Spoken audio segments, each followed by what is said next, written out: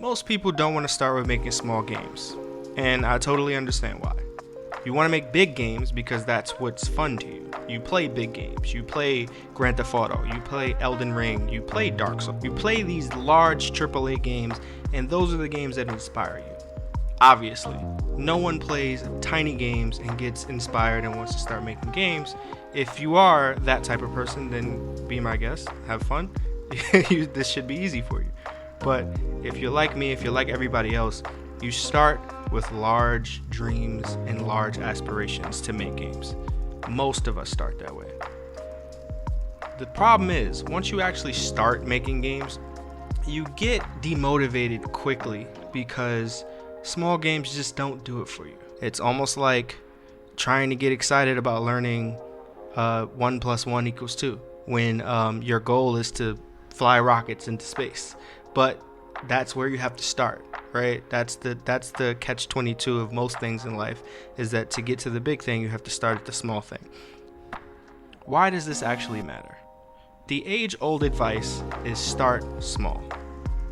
Everybody says start small. If you look all across the internet at game dev advice of how to get into it, everybody says start small, start small, start small. Make a crappy game, make bad games, produce this, make Pong, make Mario. Everybody has all this advice. But the problem is that you're trying to create something that is original to you in your mind, but people are telling you to imitate others or make something that is not passionate to you, which is usually not a fit. So a lot of people get demotivated and they quit. Most people's solution to this is to make a less demanding game, a game that doesn't require a lot of logic or code or art, or a game that is relatively simple. The thing is, your small game idea sucks, just like my small game idea sucks, and I'm gonna tell you why. I'm gonna tell you why it's trash. If it's a platformer, if it's a low poly RPG, roguelike, you're not original. You're not original. You want to make a pixel art game with quirky characters, with this interesting world, and a lot of games look exactly the same because a lot of people use exactly the same strategies.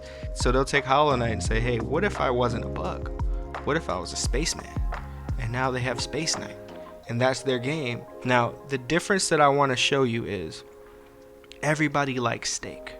You could have a steak from your friend's house that doesn't season his food, and it will still be better than fast food. But if you get a steak from your favorite restaurant or a master chef where they baste it in butter and garlic and thyme and rosemary or whatever they baste it in, and they have this beautiful crust on it and it's sliced and rested well, it's still steak, but it's a different level of steak. And that's how your platformer looks next. That's how your platformer looks next to Hollow Knight, next to Celeste. The easiest way around this is to not invest in making a quality game for your first game. People are right in that thought process. Your first game is not going to be good, not because you didn't have a good idea, but because you don't have the skill to make a good idea work. You don't have that, and I didn't have that. My first 6 games that I've made or tried to make, all of them are bad. And it's not just because I made them in a week. It's because as I was making them, I was learning. It's impossible to be learning and also excelling at the same time. So if your goal is to make a good game and still learn, your precious game is going to be swallowed up by the market because a lot of people more talented than you are making that exact same game. Setting yourself apart is something you learn how to do over time. You don't come out the gate that way, because even if you are different from the very beginning, you don't have the ability to show it, right? So if you come out and you want to be the MC Escher or the Picasso of game development and merge all these different things together, and you have these beautiful ideas, they're gonna look like Play-Doh. They're gonna look like a scribble. They're gonna look terrible to everybody else until you have the ability to polish it and show it in the best way that it possibly be shown. The caveat to this though, anybody that has relevant game experience or anybody that has any sort of abilities that they can lean on should not listen to me about this advice.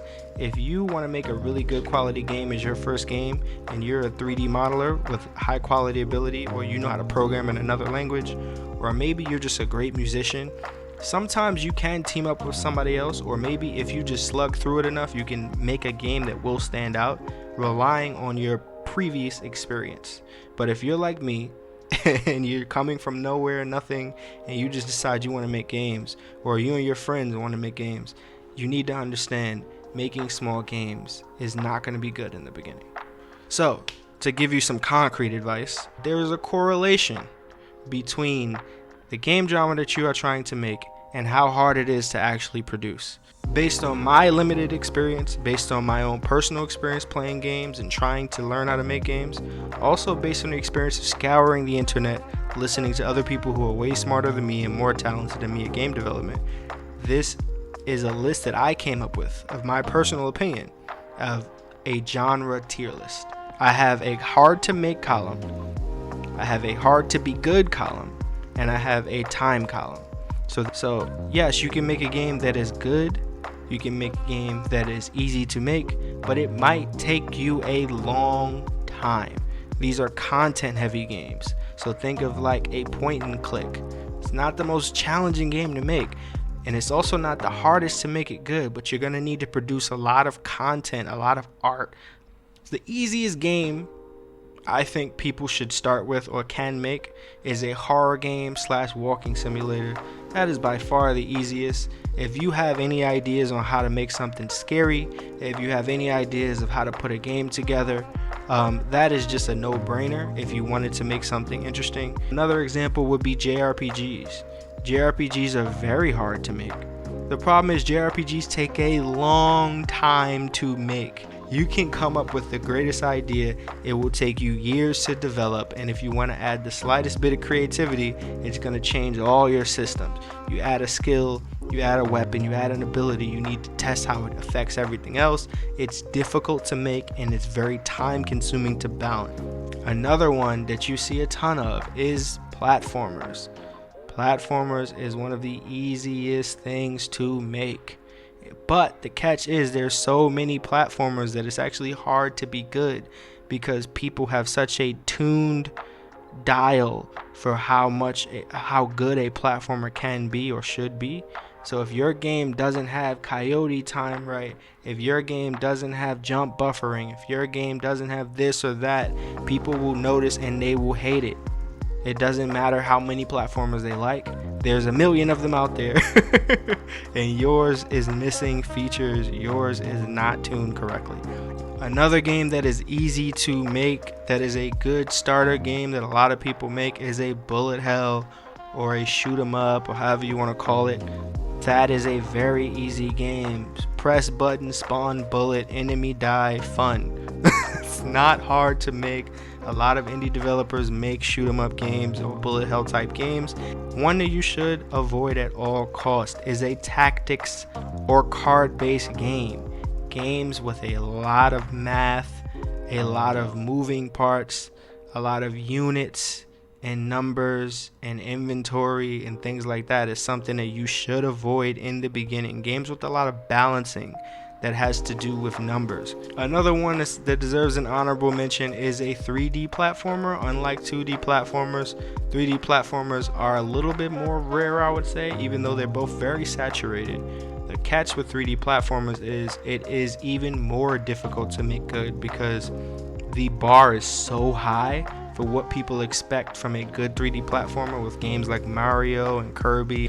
And it's a really high bar, and it's not enough to just make the 3D platformer. You have to develop an interesting mechanic with it as well.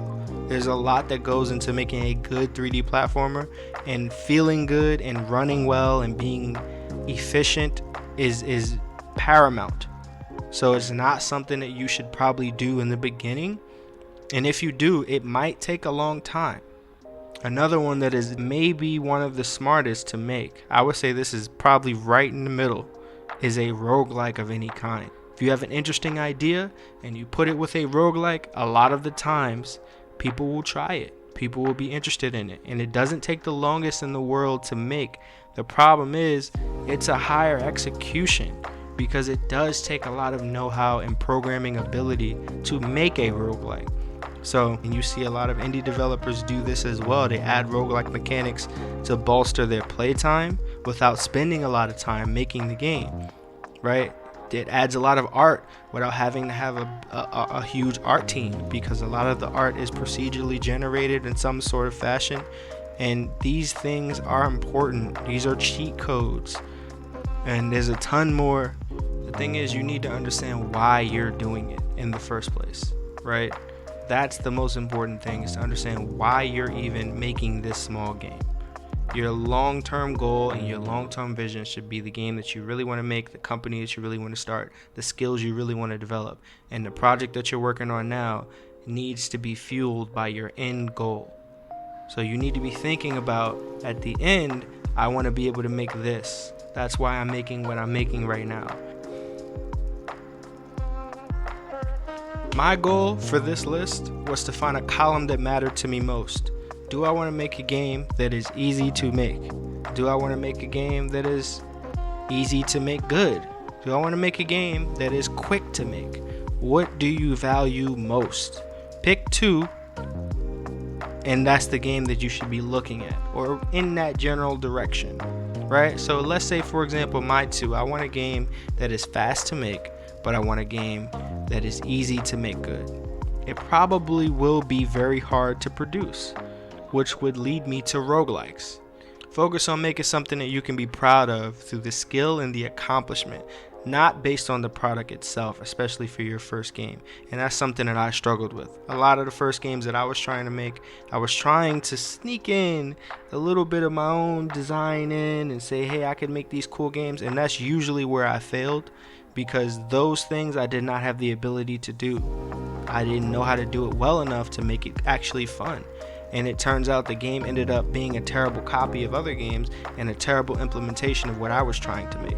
So that's where I struggle with, and that's a lesson that I learned firsthand. Don't get too creative for your first game unless you have time to sit and tweak, but then you'd be missing out. Now that you know the mindset that you need to have going into this, which is the mindset that my easy game that I'm making is only being made to eventually make my dream game, and you also now know about the genres and picking a genre and how to decide on what matters to you the most, we need to actually start making the game. And this is where I'm at. All of this I'm doing, this is not just me talking.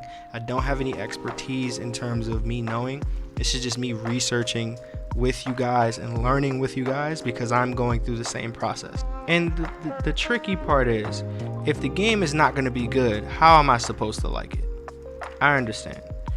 The thing is, you're not supposed to like the game for what it is. As you produce anything and you get invested in anything at a high level, you eventually stop looking at it from a perspective of enjoying it.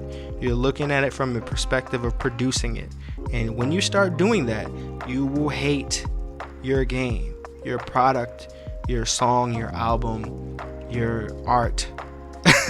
You will notice the smallest thing and you will hate it. So if you go into making games saying that, hey, I'm gonna love my game through and through because it's the greatest idea ever, when your AI is not listening to you and your art is bugging out and moving all over the place and your textures are not right and you can't figure it out, and there's an update that is messing up your product and the pipeline changed and the sound is going crazy, and I'm sorry for overdoing it. When these things are happening, you're not gonna love your project at all. You're gonna hate it. You're gonna want to stop, and a lot of people do stop. Go into this with the mentality that you're gonna make a game you like and you're gonna like it all the way through. You're going into it with the wrong mindset. So you can like your game by what it teaches you while you're making it.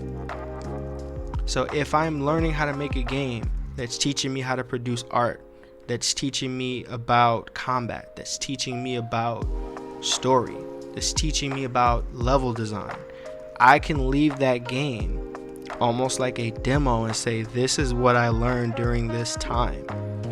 And that's what the game will represent to you. So that at the end of the game, when you look back, you can say, well, all of these things are bad now, but the only reason you dislike them is because you got so much better in the process. Funny thing is, if you look at developers who are on the AAA level, or even just smaller development teams, they do the same thing. If you're Supergiant, if you're any one of these developers, you're making the same type of games because probably your dream game or the skill set that you admire the most, these games fit in that niche. So if you look at Bastion to Hades, it's very similar. And you can't tell me that they produce Hades without making all of those games, without making Bastion and Transistor and all of these games in between. You don't get that level of polish to win Game of the Year without making Bastion. The way I look at it, it's like a marathon. You don't start running a marathon by just signing up. You start running a marathon when you start training, when you start dropping weight, drinking water, running on a treadmill. You do mini marathons, you do practices. And a lot of people, when they go to make their dream game, they just start running. And my thing is, I want to actually finish this marathon. So I'm going to prepare it properly. And I'm going to look at every small project as training for the marathon. Putting everything together. So the game that I'm choosing, drum roll. I want to make a Souls-like. I want to make a 2D Souls-like game. And so far I'm in the prototype phase, and I think this game will help me with the RPG elements that I may want to make. I'm going to add some other things that I'm not going to reveal yet until I have something to show on screen. Think Dead Cells, think Blasphemous, think all of these type of games. This is what I want to make. And of course, it's going to be a small game. I don't want to produce something on their scale. That would be ridiculous. I don't have that skill set or ability yet. But that's the goal, is to produce sort of a smaller, condensed version of that game to learn. And if I want to add to it and expand on it, I can. But I want to produce that because it will help me eventually down the road to the skill set that I want to have. Why I'm choosing Mega Souls-like, how I feel about the genre, pretty much anything that I'm interested in talking about. This is my personal journal. And yeah, thank you for watching Game Courier. I appreciate it. I am GC Rex. Thank you for listening. Peace.